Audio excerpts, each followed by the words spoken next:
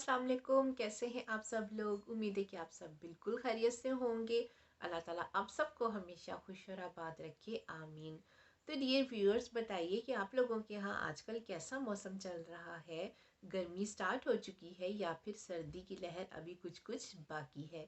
हमारे यहाँ यूके में तो अल्हम्दुलिल्लाह सर्दी में कुछ कमी आ गई है और दिन भी पहले से बड़े होना शुरू हो गए हैं।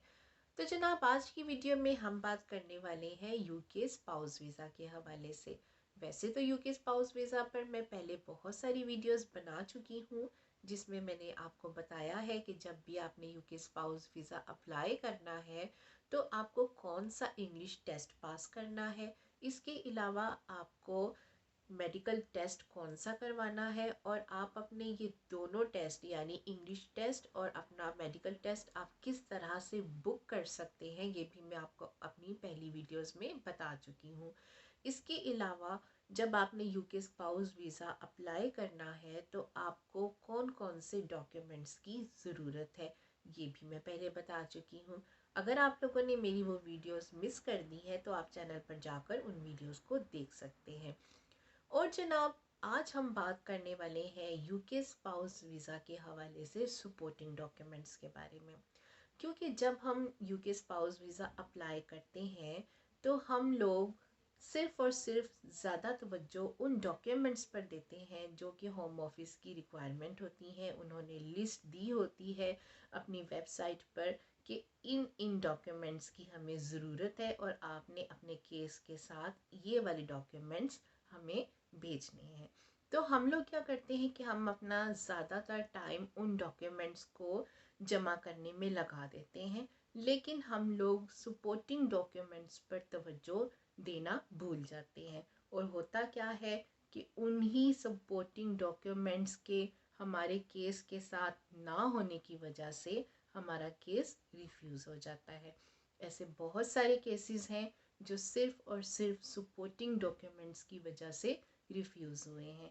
तो चलिए आइए देखते हैं कि वो कौन से सपोर्टिंग डॉक्यूमेंट्स हैं और वो कितने इम्पोर्टेंट हैं। तो चलिए फिर देर किए बगैर चलते हैं आज की वीडियो की तरफ। मगर इससे पहले मैं ये ज़रूर कहूँगी कि आपने वीडियो को स्किप बिल्कुल नहीं करना, आपने वीडियो को एंड तक देखना है, क्योंकि हो सकता है कि ये वीडियो आपके लिए ना सही लेकिन आपके किसी फैमिली मेम्बर या किसी फ्रेंड के लिए हेल्पफुल साबित हो। तो अगर आप मेरे चैनल पर नए हैं और अभी तक आपने मेरे चैनल को सब्सक्राइब नहीं किया तो चैनल को सब्सक्राइब कर लीजिए, वीडियोस को लाइक कीजिए और अपनी फैमिली और फ्रेंड्स के साथ शेयर कीजिए।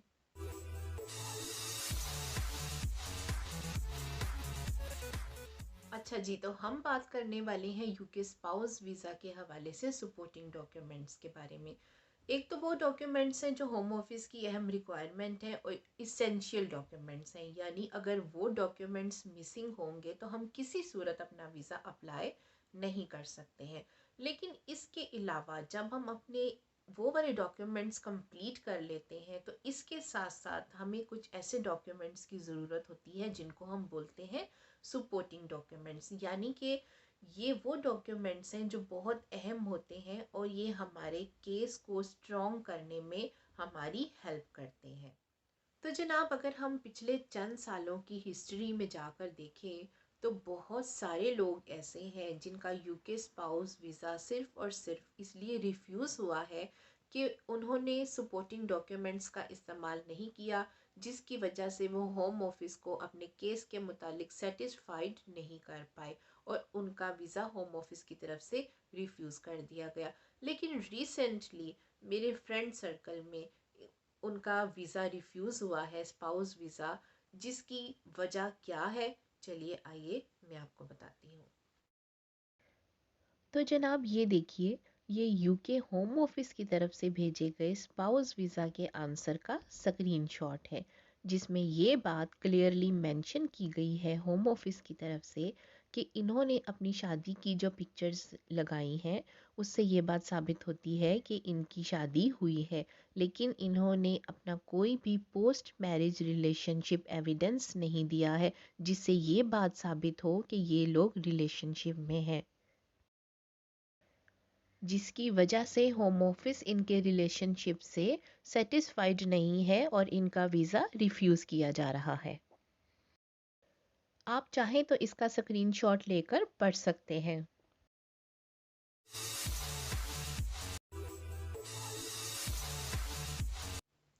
जी तो जनाब, हम बात कर रहे हैं पोस्ट मैरिज रिलेशनशिप एविडेंस, यानी कि शादी के बाद आपका और आपके स्पाउस का रिलेशनशिप का सबूत।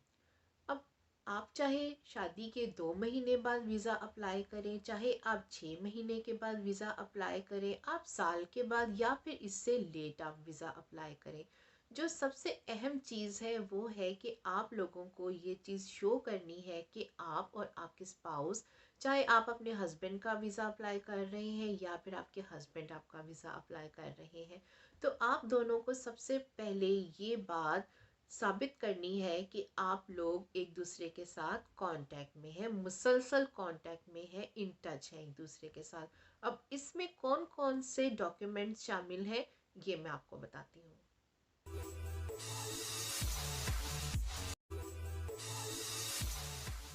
तो डियर व्यूअर, सबसे पहले हम बात करेंगे सबसे अहम सपोर्टिंग डॉक्यूमेंट की, जो है आपकी शादी के बाद जितना भी अरसा आपने और आपके स्पाउस ने एक साथ गुजारा है, उनकी कुछ आपने पिक्चर्स शो करनी है।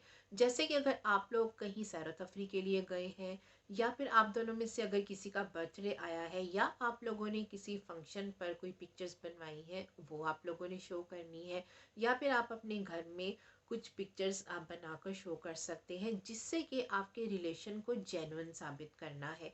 यानी आप लोगों ने ये शो करना है कि आपने अपने स्पाउस के साथ टाइम स्पेंड किया है और अब आप दोनों एक साथ रहना चाहते हैं, इसलिए आपके स्पाउस को यूके आने की परमिशन दी जाए, ताकि आप लोग अपनी ज़िंदगी हंसी खुशी यहाँ पर रहकर गुजार सकें।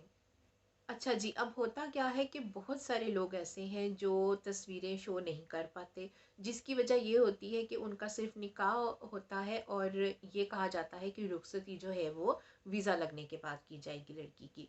तो उनके पास कोई पिक्चर्स ही नहीं होती हैं, क्योंकि इस दौरान फैमिलीज़ जो हैं वो उनको परमिशन नहीं देती कि लड़का लड़की जो है वो हस्बैंड वाइफ एक दूसरे के साथ मिलें, थोड़ा टाइम स्पेंड करें, कहीं खाना खाने चले जाएं या कहीं सैर तफरी पर चले जाएं।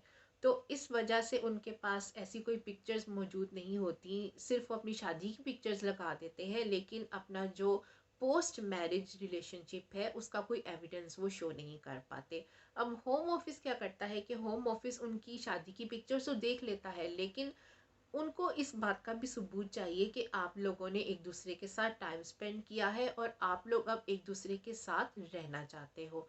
तो बहुत सारे केसेस इस बुनियाद पर रिफ्यूज़ हो जाते हैं कि आपने अपना पोस्ट मैरिज रिलेशनशिप, तो इसका कोई एविडेंस हमें दिया ही नहीं है, तो हम कैसे मान लें कि आप जो हैं वो इस बंदी के साथ या इस बंदे के साथ रिलेशनशिप में हैं, आपकी इसके साथ शादी हुई है और अब आप लोग इकट्ठे रहना चाहते हैं।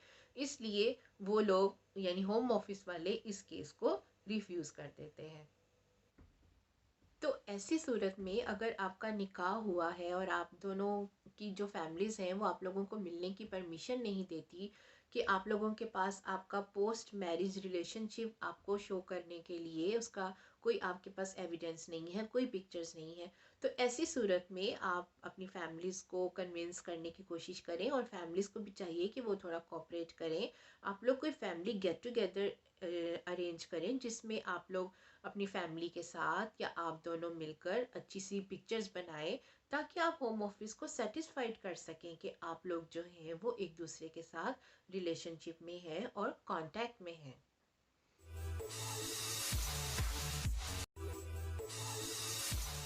तो जनाब, अब आपने अपने पोस्ट मैरिज रिलेशनशिप के एविडेंस में सबसे पहले तो आपने पिक्चर्स का इस्तेमाल किया। अब इसके बाद जो आपने डॉक्यूमेंट यानी अपना सपोर्टिंग डॉक्यूमेंट है, उसमें क्या आता है कि आप अपने स्पाउस के साथ व्हाट्सएप पर चैटिंग कर रहे हैं या फिर आप स्काइप पे उनके साथ वीडियो चैट कर रहे हैं। तो आपने कुछ पिक्चर्स अपनी वीडियो चैट की और कुछ पिक्चर्स आपने अपनी व्हाट्सएप के जो टेक्स्ट मैसेजेस हैं उनकी आपने लेकर उनके प्रिंट आउट्स ले लेने हैं। ये भी एक बहुत अहम सपोर्टिंग डॉक्यूमेंट है, जिससे ये पता चलेगा कि आप और आपके स्पाउस जो हैं वो मुसलसल कांटेक्ट में हैं और आपका जो रिलेशनशिप है वो फेक नहीं है, जेन्युइन है।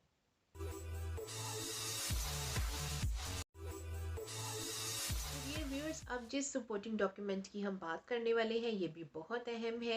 ये रिलेटेड है आपके बैंक अकाउंट से। यानी आपने अपने स्पाउस को हर महीने या 2 महीने के बाद या 6 महीने के बाद या 6 महीने में 2 मरतबा आपने अपने स्पाउस को अपने बैंक अकाउंट से कुछ अमाउंट ज़रूर ट्रांसफ़र करनी है उनके बैंक अकाउंट में, जो इस बात का एविडेंस है कि आप अपने स्पाउस को फाइनेंशियली सपोर्ट कर रहे हैं। और वो जो एविडेंस है आपके पास वो आपने अपने सपोर्टिंग डॉक्यूमेंट में ज़रूर लगाना है अपना वीज़ा अप्लाई करते वक्त।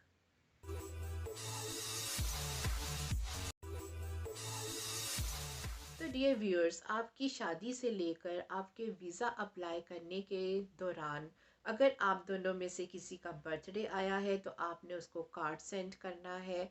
इसके अलावा आप एक दूसरे को missing cards, thank you cards भी एक दूसरे के साथ शेयर कर सकते हैं, जो कि आप इस्तेमाल करेंगे एज अ सपोर्टिंग डॉक्यूमेंट अपने फाइल में, और जिससे ये साबित होगा कि आपका रिलेशनशिप बहुत स्ट्रॉन्ग है।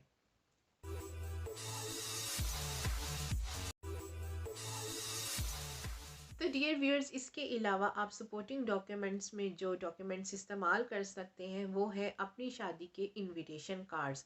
यानी आपकी तरफ से और आपके स्पाउस की तरफ से जो भी इनविटेशन कार्ड्स प्रिंट करवाए गए थे उनकी एक एक कॉपी आप उस फाइल में लाजमी लगा दें।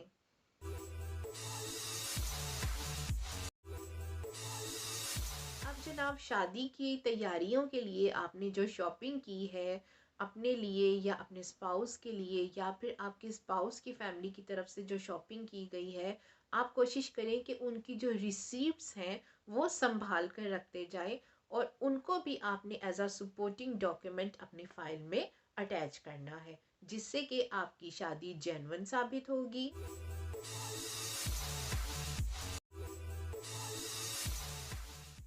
अच्छा जी, सपोर्टिंग डॉक्यूमेंट्स में एक और चीज़ आ जाती है, वो ये कि अगर आप लोग अपनी शादी के बाद कहीं हनीमून के लिए गए हैं किसी भी जगह पर, चाहे आपने बाय एयर ट्रैवल किया है या बाय बस आपने ट्रैवल किया है, तो उसके टिकट्स भी आप उसमें अपने सपोर्टिंग डॉक्यूमेंट्स में शो कर सकते हैं। तो डियर व्यूअर्स, आई होप आपको सपोर्टिंग डॉक्यूमेंट्स की इम्पोर्टेंस का पता चल चुका होगा कि ये सपोर्टिंग डॉक्यूमेंट्स जो हैं वो कितने अहम हैं और कितना अहम किरदार अदा करते हैं हमारा वीज़ा लगने में।